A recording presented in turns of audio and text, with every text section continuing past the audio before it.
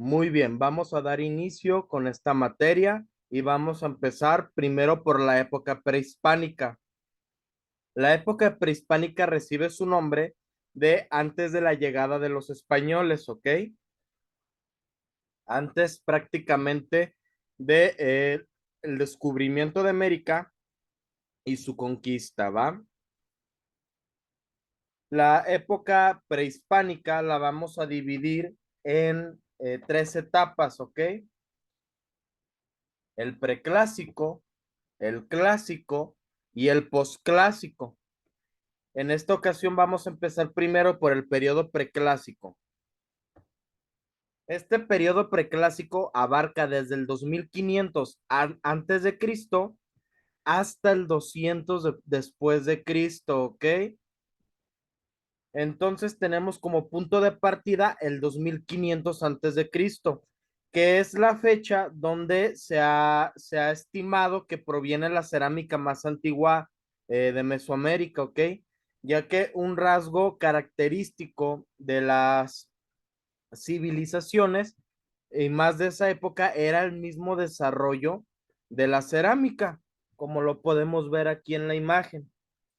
Y se dice que se consuma el fin del periodo preclásico con la caída del pueblo de Cuicuilco, que era el pueblo que estuvo más desarrollado durante parte de esta época. Las sociedades dejan de ser nómadas y se comienzan a asentar las primeras, los primeros pueblos, ¿ok? Y dejan de ser nómadas para pasar a ser civilizaciones sedentarias, donde empiezan a llevar a cabo el trabajo de la agricultura por primera vez y a desarrollar también la cerámica, como podemos ver aquí en la imagen. Podemos ver cómo era el estilo de vida de las primeras comunidades mesoamericanas. Si se dan cuenta, aún no vamos a encontrar esas primeras pirámides que representan mucho este periodo de la América prehispánica. Aún no vamos a encontrar estas pirámides, ya que apenas se están construyendo los primeros prototipos de aldea o los primeros prototipos de pueblo, donde su estilo de vida era muy similar, por así decirlo, entre todos. No había tantas distinciones entre clases sociales, vaya, por así decirlo. En este caso, como les mencionaba, debieron de ser igualitarias, donde existía también ciertas organizaciones dentro de estas aldeas, dependiendo en base del parentesco, la división sexual del trabajo, si teníamos algunos trabajos para mujeres, algunos trabajos para el hombre, y la jerarquización por los grupos de edad, ¿ok? Recordemos que en la época prehispánica, los adultos mayores eran vistos como símbolos de sabiduría, ¿ok? Entonces, digamos que por jerarquía de edad se encontraban en lo más elevado por la sabiduría que habían adquirido a lo largo de los años, ¿ok? Pero aquí si se dan cuenta todavía no vamos a encontrar este gobernantes o guerreros, ¿por qué? Porque todos tienen condiciones igualitarias, son sociedades muy simples donde el principal objetivo de todas estas personas que vivieron en estas primeras sociedades era sobrevivir. Por muchas cuestiones geográficas y climáticas, obviamente ninguno de estos grupos podía producir todos los insumos o todos los tipos de alimento. Entonces, por ello, se empiezan a formar redes de intercambio, ¿ok? Se hacían los primeros mercados donde intercambiaban insumos, ya sea carnes o en este caso frutas y vegetales para su consumo, ¿ok? Ya se empieza a ver aquí el trueque, donde intercambiaban unos productos por otros. Y desde ese entonces, desde las primeras etapas del preclásico, el comercio toma un papel muy importante dentro de las civilizaciones mesoamericanas. Y esto a su vez, este comercio facilita un intercambio cultural entre las mismas culturas mesoamericanas. Todas las culturas estaban basadas, o la mayoría, en la agricultura del maíz, ¿ok? A tal punto que estos llegaron a formar parte de la ideología y de las creencias de estas civilizaciones.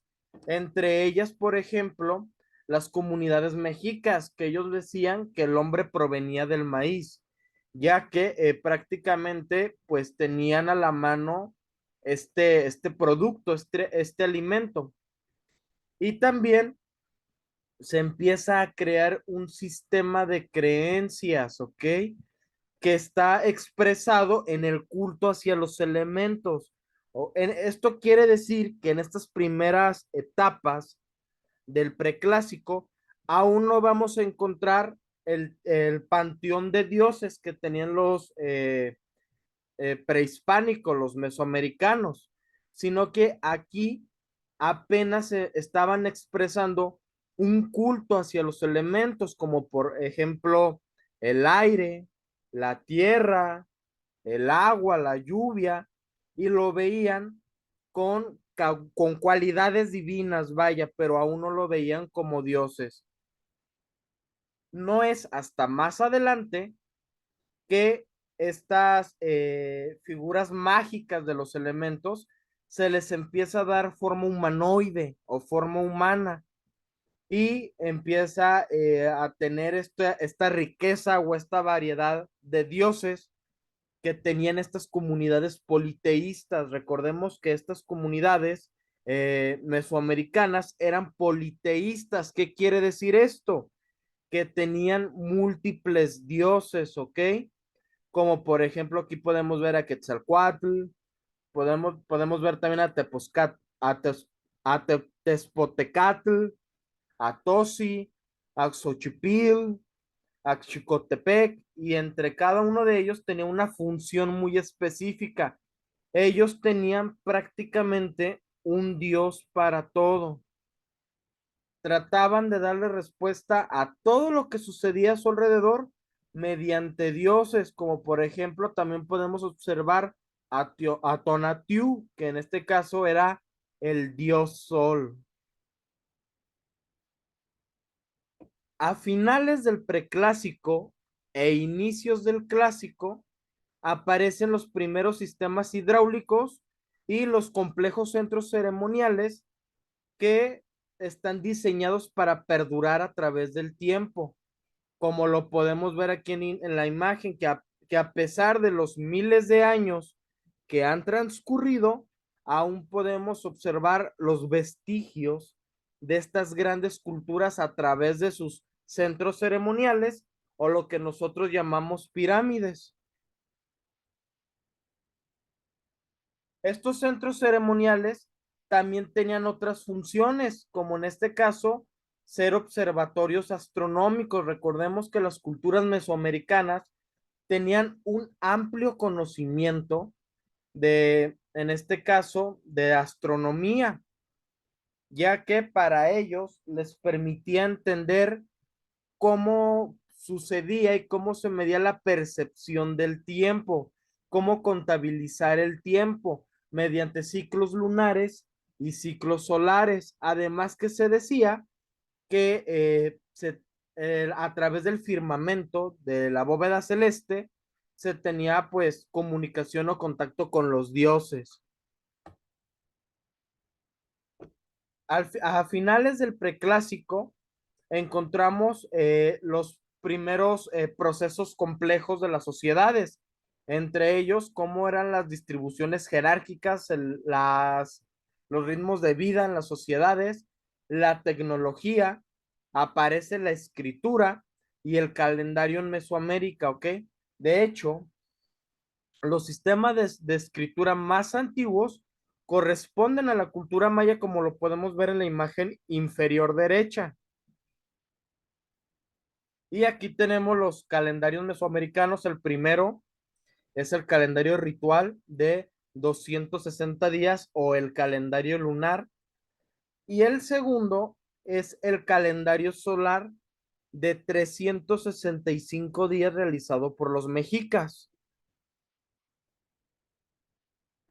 En este tiempo se le va a denominar a la cultura olmeca como la cultura madre. ¿Esto por qué? Porque es la primera cultura que se asienta y que forma un estilo de vida más desarrollado, por así decirlo, ¿ok? Que actualmente muchos historiadores creen que la cultura maya no era un grupo de población en específico, sino más bien que era una característica que compartían ciertos pueblos o ciertas aldeas en común, ¿va? Pero por esta razón se le va a conocer a la cultura olmeca como la cultura madre, porque es de la que tenemos vestigios más antiguos aquí en territorio eh, americano. También tuvimos la cultura zapoteca, que entre ellas empieza a hacer más este uso de templos para ritos y se empiezan a ver las primeras mesas para sacrificios. Y como les mencionaba, la cultura cuicuilco, que con su derrota se le considera el final del preclásico, allá por el 200 después de Cristo, donde podemos ver que son los primeros en desarrollar estas pirámides complejas, ¿ok? La cultura cuicuilco. Son los primeros en desarrollar estas pirámides complejas, que en este caso eran circulares, como lo podemos ver en la imagen. Y aquí podemos encontrar unas piezas cerámicas pertenecientes a esta cultura. Y la cultura maya, que de hecho esta cultura es la que va a perdurar durante las tres etapas del tiempo que viene siendo el preclásico, el clásico y el posclásico, ¿ok? Va a ser la que más va a perdurar. Aquí podemos ver que en el caso de la cultura maya, al estar prácticamente en más tiempo en desarrollo, por así decirlo, y en evolución social, lograron tener avances significativos. Aquí podemos ver unas imágenes representativas de la cultura maya.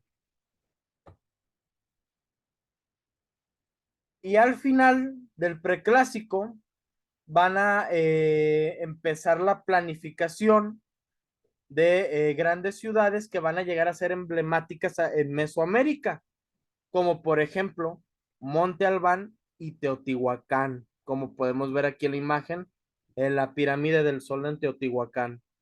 Es hasta finales del preclásico que empieza la planificación de estas ciudades. Ahora entramos con el periodo clásico. El periodo clásico va a abarcar desde el 200 después de Cristo hasta el 900 después de Cristo, ¿ok? Durante este tiempo de la etapa clásica se van a desarrollar la cultura teotihuacana, la cultura maya y la cultura zapoteca, entre algunas otras, pero estas tres fueron las más significativas, ¿ok? Aquí una actividad importante, tanto para zapotecas como teotihuacanos, va a ser la religión. Y aquí empieza a cobrar más fuerza los sacrificios humanos para tener contentos, en este caso, a los dioses, principalmente a Tonatiuh. Ok, aquí ya se empieza a ver más formalizada la religión dentro de estas culturas. ¿Por qué? Porque dejan de creer en los elementos y recordemos que empiezan a tener ya figuras humanoides como dioses, como lo veíamos en las diapositivas anteriores. Aquí la guerra empieza a ser un asunto central, sobre todo en el área maya. como lo podemos ver aquí en una representación iconográfica de Tonani, de Tonina, perdón, donde podemos ver cómo guerreros mayas están en un enfrentamiento con otra cultura, con otra civilización guerrera de la zona. Y en este caso, pues Teotihuacán es el centro o la cultura con mayor poder político y sobre todo habilidad y poder en las guerras, lo que los llevó a un gran desarrollo de su política y de su economía sin tener la necesidad de hacer uso de la fuerza. Su misma presencia ya era tan imponente que los demás pueblos evitaban tener problemas o conflictos con ellos.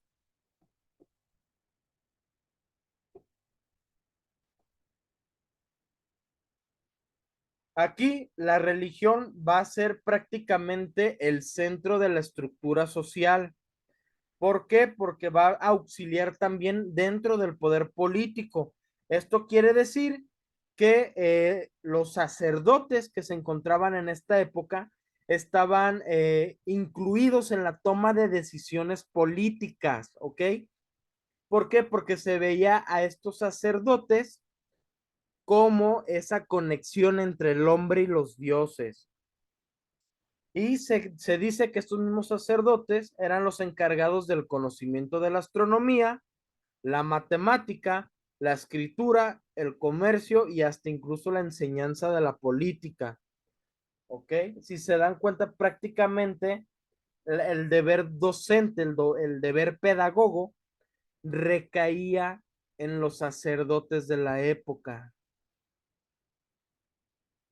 Como les mencionaba, dentro de esta etapa del clásico, la cultura más desarrollada fue la cultura de Teotihuacán. Aquí podemos ver unas imágenes, unas máscaras con incrustaciones y sobre todo podemos ver por primera vez aquí en Teotihuacán el juego de la pelota, ¿ok?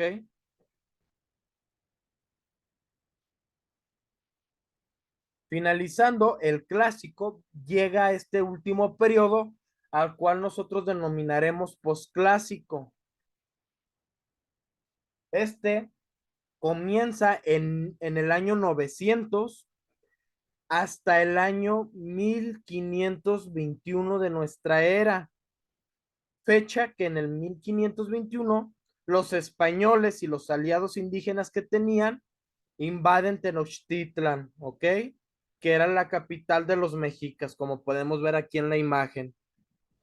Y aquí prácticamente podemos ver que en el posclásico vamos a tener desarrollo de los mexicas, de los toltecas, de los mixtecos, de los tarasca, de los huastecas y de los mayas. Si se dan cuenta, como les mencionaba en un principio, los mayas son los que permanecen vigentes en estas tres etapas del tiempo, pero la cultura mexica es aquella que logra prevalecer entre todas y la que ha sido más reconocida a nivel mundial.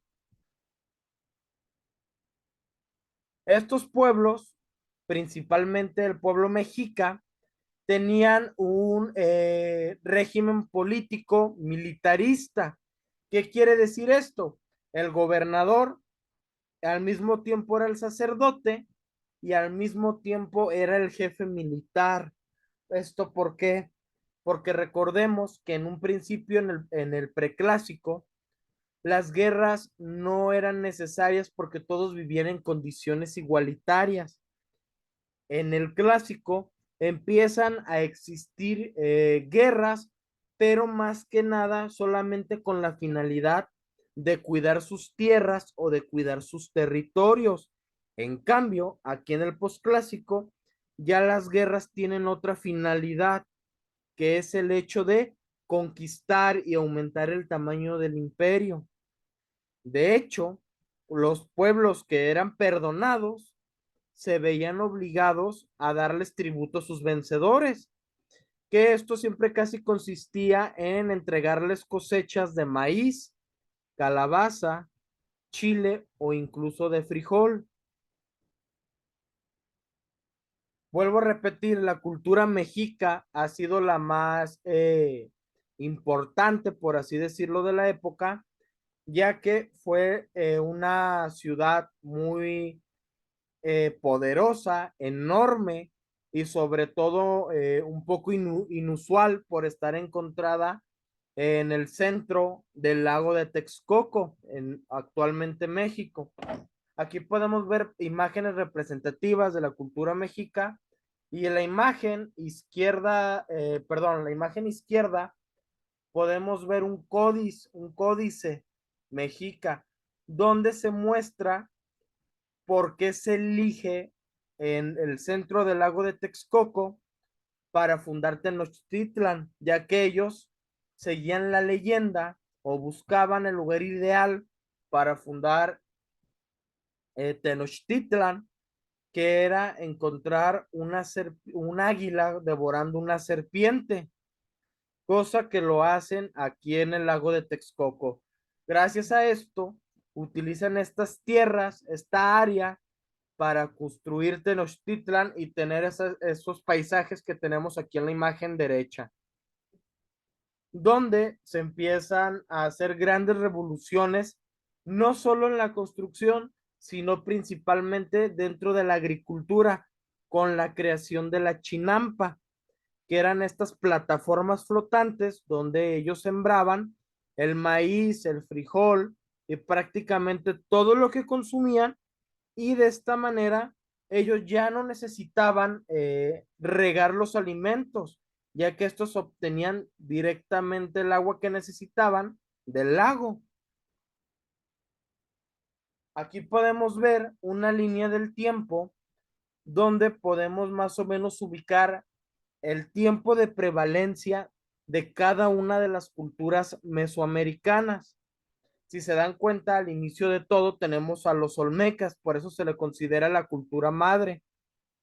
Si se dan cuenta, también los mexicas en el periodo posclásico realmente no tuvieron un desarrollo como lo tuvieron los mayas, que tuvieron prácticamente durante los 3 periodos de tiempo ese desarrollo, lo cual los llevó a tener una sociedad un poco más organizada, por así decirlo,